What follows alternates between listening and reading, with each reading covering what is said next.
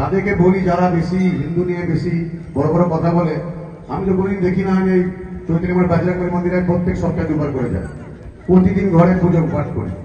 তো তাদেরকে বলি এইসব সম্প্রদায় হিন্দুত্ব না মারিয়ে এই যে পাড়ার যে মন্দির হয়েছে তার সামনে আসুন, যদি ভোট লাগে না আমার দিদিকে, কেন আমাদের সামনে 4-5 মাসের মধ্যে বড় নির্বাচন, এটা কিন্তু দেশের নির্বাচন, রাজ্যের নির্বাচন, আমাদের দিদি নির্বাচন। আমি বলতাম না আজকে রাজনীতির কথাবার্তা, বলতে বাধ্য হচ্ছি। এইসব লোকেরা খুব ভেবে শুনতে এবার যাবেন। আমার নজর আছে, অনেক দিন ধরে আমি কিছু বলি না, সব সময় মানুষের পাশে থাকি, এমনকি এখানে হিন্দু মুসলিম কাউকে দেখি না। আজ অব্দি 10 নম্বর ওয়ার্ডের গরিব মানুষদের সাহসে আছি, প্রতিটি পুজোর সঙ্গে জড়িয়ে আছি। আমার নজর আছে এখানে যারা বেশি হিন্দু সম্প্রদায় যারা করে, কারণ আমিও ব্রাহ্মণের ছেলে, তাদের প্রতি নজর আছে। আগামী দিন তাদের অন্যভাবে চলতে হবে। আর বিশেষ কিছু বুঝে কি বলতে চাইছি, আমার নজর আছে।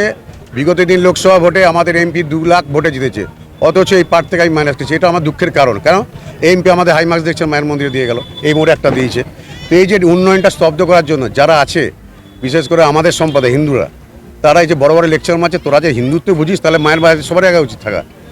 দীপাবলি বা হোক, কালী দুর্গা পুজো হোক, ওই তাতে আসে না, তারা ঘর থেকে ওইসব লেকচার মারে, আছে এরকম।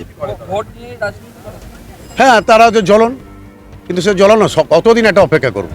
আমি সবসময় লোকের সেবা করে, আমার নিজের পার্সোনাল যে বাড়িটা আমি যে চেয়ারম্যান হয়েছি তার জন্য কিছু করবে, সেটা তো হয় না।